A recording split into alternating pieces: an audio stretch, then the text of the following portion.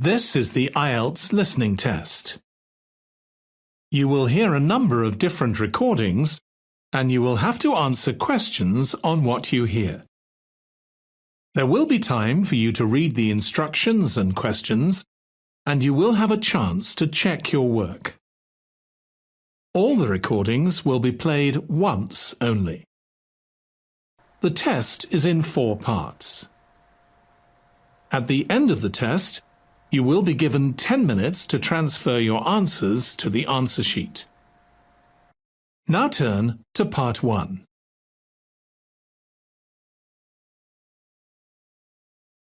Part 1. You will hear a conversation between a woman making inquiries and a school receptionist. First, you have some time to look at questions 1 to 6.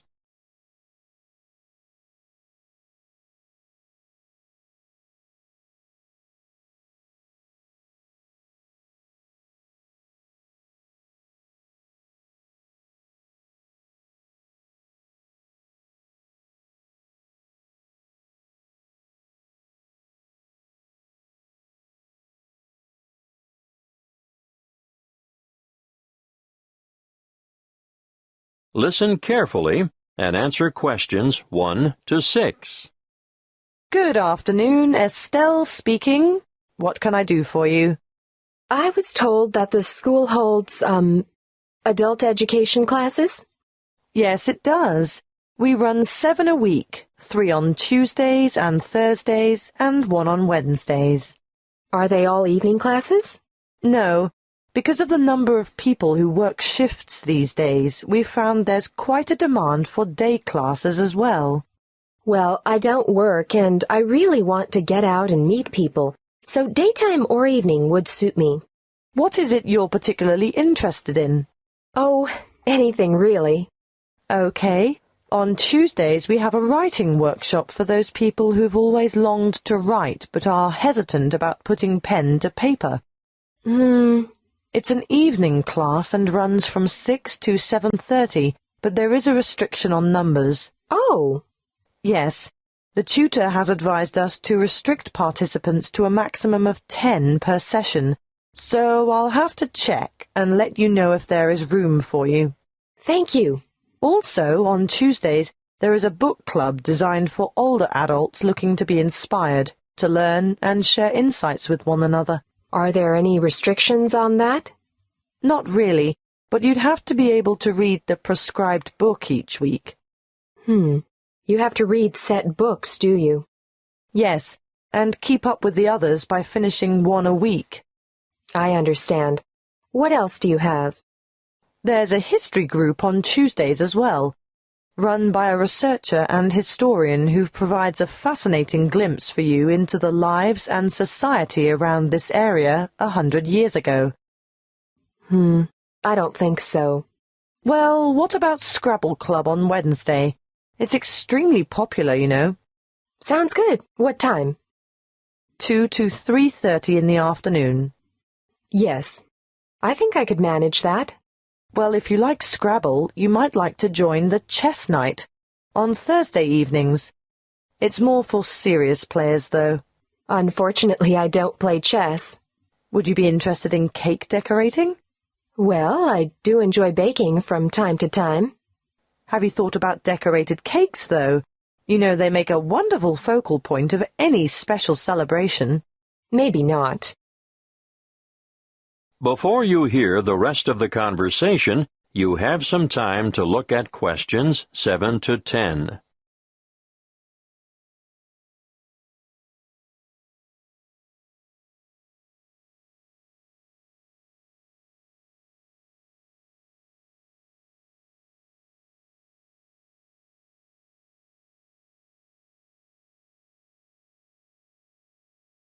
Now listen and answer questions 7 to 10. Look, I don't know if you'd be interested, but next month there's going to be an Adult Learners Week, and it's a great opportunity to learn something new and meet a lot of people. All the events are free, but booking is essential. What are the events? I'll give you a brief rundown, and if you decide there's something in it for you, I can send you all the details. Great! When is it? The first week in September, from the 1st to the 8th. Oh, are they all daytime events? Yes, but some are half-day and some are whole-day sessions. Can you just quickly tell me about the half-day ones, please? Okay. The Techno Expo will help you work with social networking tools, and you can learn more about online privacy and security and online entertainment. That's Monday the 1st. In the morning? Actually, it's after lunch, from 1 to 4:30. What else is there in the afternoon? Well, on Wednesday, there's work-life balance, understanding how to assess what you really value, the importance of balance and harmony in your life, and how to achieve it. That's another one I'd like to go to. Are there any more? No more half-days in the afternoon. Wait a minute. There is a poetry event. What does that entail? Writing some inspirational poems and sharing them with the class. No, thank you. I'm not going to read my poems to other people. I know what you mean. One more thing. Can you tell me where all the events are being held? Yes, all the workshops are at the Central Library. Oh, good. That's handy.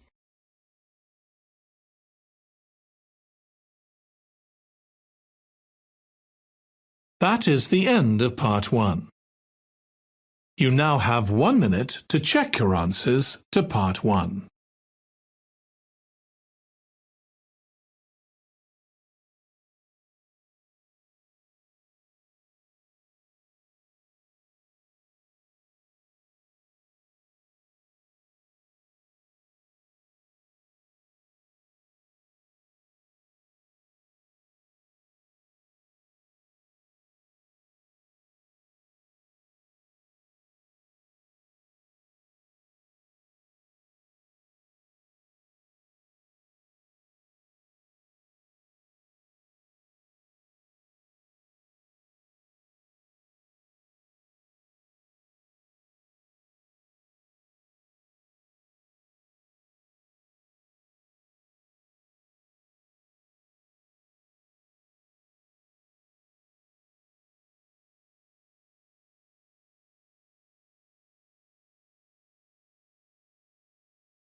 Part 2. You will hear a parent educator talking about childhood accidents. First, you have some time to look at questions 11 to 16.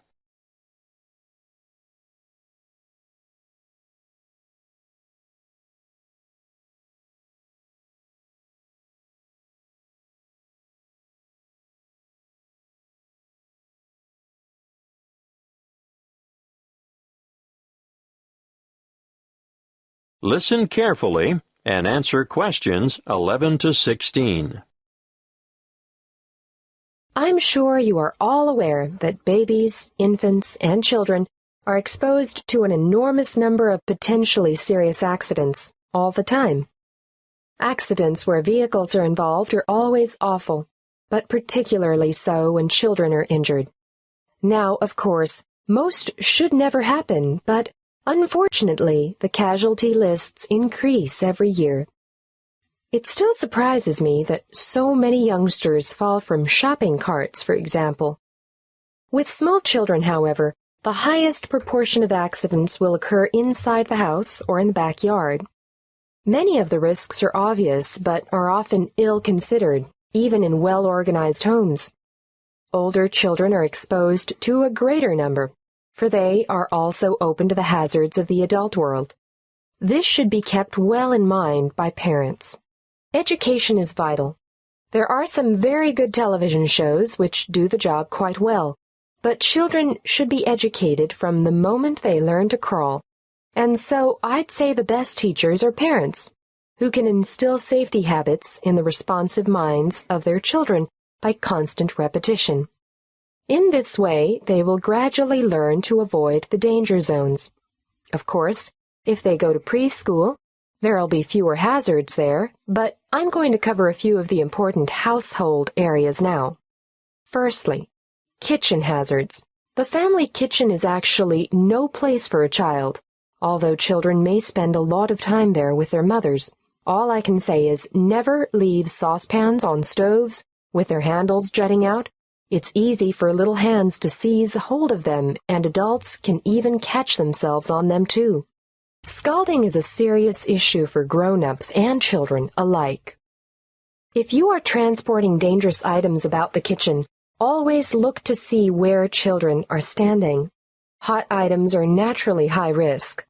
Cooking with an infant at your feet can be very dangerous. Be careful with sharp and heavy objects as well. And not the least of dangers is treading on the child, or their hands or feet at any rate. Let's move on to poisoning now. An amazing number of household items are potentially lethal to babies but are often carelessly left around. Bleach, drain cleaner, and similar items should be kept out of reach of infants, who have no idea of their risks. And a word of warning here, never reuse juice bottles as containers for lethal fluids, and never leave these items within access of infants. Playground equipment deserves a mention too. Even in the most skillfully designed playground, accidents occur. We all enjoy the seesaws, but do make sure that they are evenly balanced. Personally, I don't understand the attraction of the roundabout. It makes me feel sick to my stomach, but the little ones enjoy the ride. Swings are great fun, but children just don't understand the danger of a swing suddenly coming back and striking a standing child. The results are often big bruises or even broken bones. Fractured skulls are the worst playground injuries I've seen, and these are common when young ones fall from a height such as the top of a climbing frame. I think the slides are much safer. Whatever your preference, though, be sure to keep a watchful eye on your children in the playground. Before you hear the rest of the talk, you have some time to look at questions 17 to 20.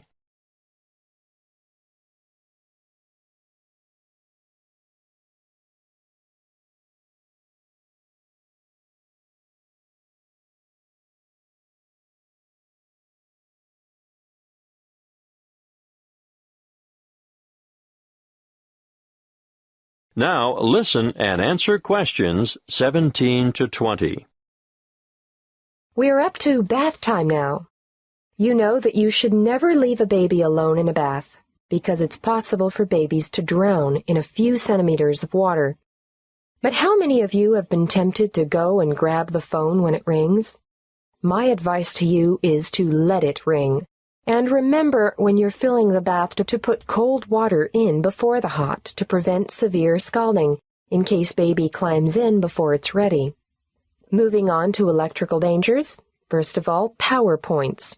These have a fascination for toddlers, and they'll shove things into the holes like hairpins, nails, screwdrivers, you name it. Points should always be fitted with protective plugs to prevent this. Teach children to respect all electrical appliances because they are all potential hazards. Do I need to mention cigarettes? Unfortunately, I still see parents smoking in spaces where their children have to inhale the cigarette smoke. We all know the dangers of secondhand smoke. But even leaving a packet of cigarettes within reach is dangerous because eating just one cigarette may poison a small child. If quitting the habit is too difficult, please ensure all tobacco products are kept out of reach and smoke outside. Lastly, given our cold winters, I need to warn you about heating systems. Open fires and heaters must be covered by protective devices. Even radiators and other sources of heat, which are attractive to children, can cause a nasty burn on sensitive young skin. Remember, there is never a good time to leave infants by themselves in a room where there is an unprotected source of heat.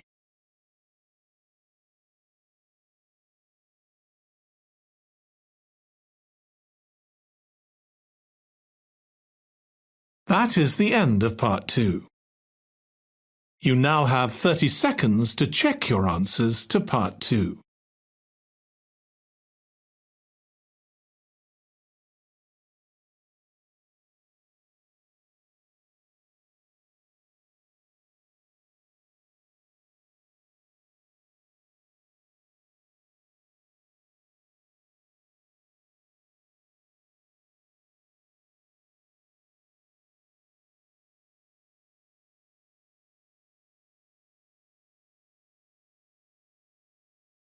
Part 3.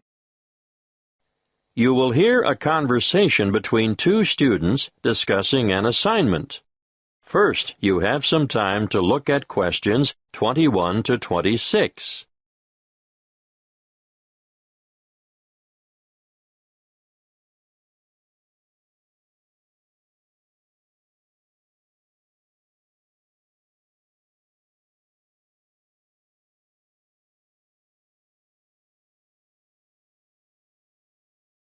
Listen carefully and answer questions 21 to 26. Hi, Opal. Any ideas about what we should do for our geography project? Hi, Perry. Yes, I'd like to do something on wetlands. I think that's a great idea. Where do we start? With a definition, of course. Something like a marshy area of land where the soil near the surface is saturated or covered with water, forming a special habitat for wildlife. And we could add, the flora and fauna of the area are reliant on the waterlogged soil for their survival. Yes, that's a major problem, actually. When commercial developers or farmers come along and decide to drain the swamps, everything dies. The practice is all too common, unfortunately. Did you know that as a result, wetlands are recognized internationally as one of the most threatened types of habitat? That's right. We'll have to be sure to discuss their importance in our assignment. But first, I think we should state some of the particular characteristics of wetlands. Well, there are 3 that I can think of. To start with, wetlands are limited areas of open water, which vary depending on seasonal fluctuations. Yes, and the second could be that there's usually a variety of water-tolerant flora on the banks and throughout the water. Of course, depending on the time of year, there may be more or less water, but levels generally remain quite shallow. Okay, now let's move on to the importance of wetlands. Shall we start with plant and wildlife habitat? Yes, I think we should point out that wetlands are homes for countless species of water birds, frogs, invertebrates, and fish. And they support many varieties of water-loving plants. Which brings us naturally to the topic of biodiversity. Even small wetlands act as borders between land and permanent water. They turn into refuge areas or sanctuaries in times of drought, and they often support rare and threatened plants and animals found nowhere else. Exactly. And they're especially important as nurseries and breeding grounds for all kinds of fish, birds, and invertebrates. Wetlands are important for improving the purity of the water, too. Yes, that's because the flow of water through the wetlands is slowed by bank and in-stream plants, and so it allows sediment to settle. Nutrients such as nitrogen and phosphorus and other pollutants are removed as the water passes through. Before you hear the rest of the conversation, you have some time to look at questions 27 to 30.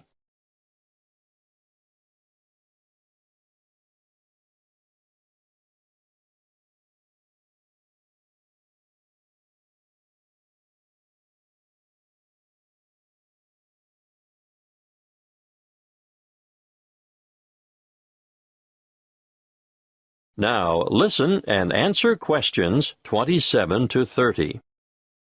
Okay, at this point, I think we should look at mangroves. They're important for nutrient removal.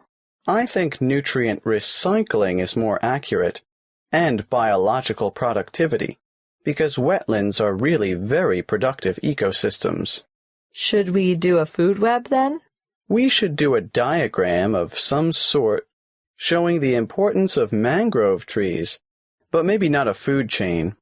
How about you explain it while I try and sketch it? Right. Well, let's start with the mangrove trees.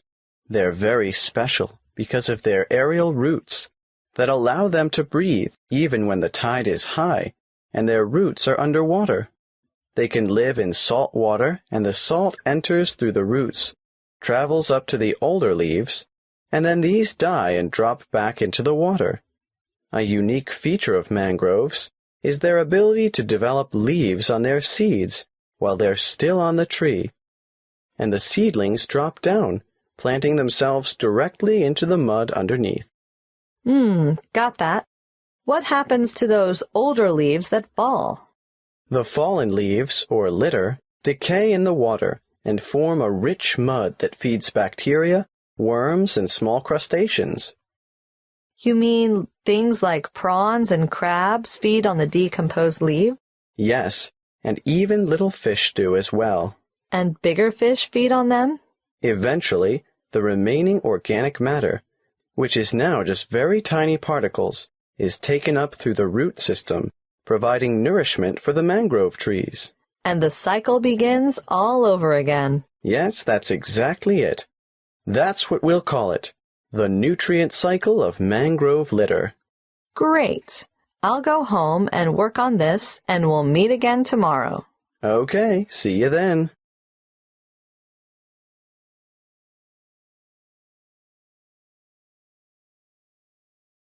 That is the end of Part 3. You now have 30 seconds to check your answers to Part 3.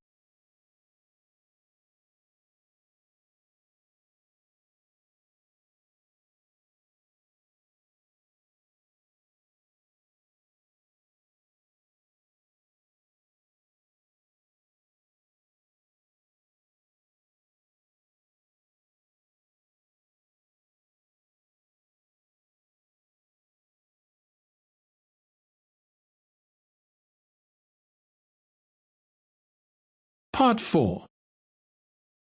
You will hear a lecture on meteorology and cloud formation. First, you have some time to look at questions 31 to 40.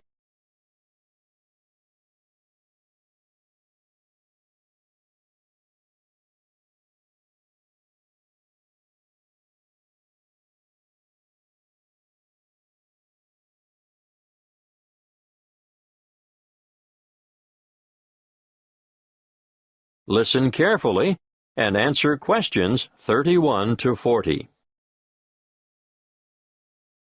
Good morning. It's good to see so many of you taking an interest in meteorology. As you are all newcomers to the topic, let's keep it simple to start with. In fact, let's begin with a very simple definition of what meteorology is. The suffix, ology, gives you a clue.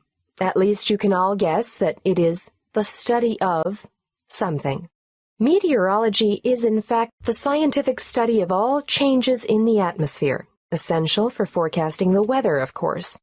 And you all know what weather is, right? The four main ingredients are the sun, the atmosphere, water vapor, and the wind. They all come together, disseminating heat from the sun around the globe and making clouds in the layer of the atmosphere directly above the ground, which is called the troposphere. Look up into the sky, and on almost any day of the year, you'll see clouds. Clouds form when water that has evaporated from the surface of the earth condenses onto microscopic dust particles, or other particles, floating in the air. Cloud formation takes different shapes, and they mostly get their names from Latin roots. Now, let's look at the five most basic. We'll start with cumulus, which is a low cloud with a white, puffy appearance, and most often composed of water droplets. It gets its name from cumulo, meaning heap, for its typical piled-up appearance. Now let's move on to stratus, from strato, meaning layer. These are the gray, horizontal ones, often with a flat base, that you see on an overcast day, and they too are mostly made up of water droplets. At this point, I should mention fog, which you probably don't even think of as clouds, but fog consists of very low-stratus, ground-hugging clouds. The high-altitude cirrus cloud, on the other hand, is mostly made of ice crystals and appears wispy and thin, almost hair-like, in fact. That's where they get their name, from the word cirro, meaning wisp of hair. They are generally fair-weather clouds. Not so the cumulonimbus, the tallest of all clouds. They extend way up into the troposphere, and these are the ones that produce lightning, thunder, heavy rain, strong winds, and tornadoes. Beware the cumulonimbus. You already know what cumulo means, and it won't surprise you to find out that nimbus means rain, and added as a suffix is an indication of clouds' ability to produce precipitation, which could be rain, snow, or hailstones. As this course progresses, you'll learn a lot more about cloud types, but before I finish today, I want to go back to something I mentioned before, dust. It is generally accepted that when water vapor ascends in the process of cloud formation, it condenses onto dust particles. So it was assumed large dust particles would produce larger droplets and enhance the formation of rain. However, recent research has shown the opposite to be true. Droplet size increases the farther the clouds are from dust-filled air. More dust-reaching rain clouds produces less rainfall. Scientists have shown that as more and more dust enters a rain cloud, the same amount of water becomes spread out. The resulting smaller water droplets scatter instead of combining and growing large enough to make up raindrops.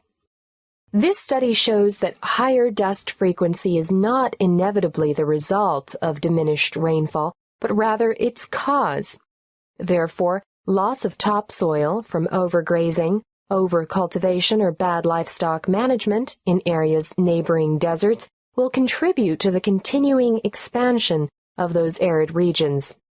Your assignment for this week will be to read up on this research and write a report on how dust from damaged land may exacerbate drought conditions and lead to further desertification of arid areas.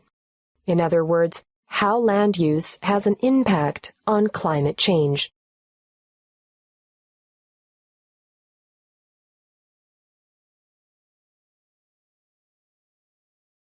That is the end of Part 4. You now have 1 minute to check your answers to Part 4. That is the end of the listening test. In the IELTS test, you would now have 10 minutes to transfer your answers to the answer sheet.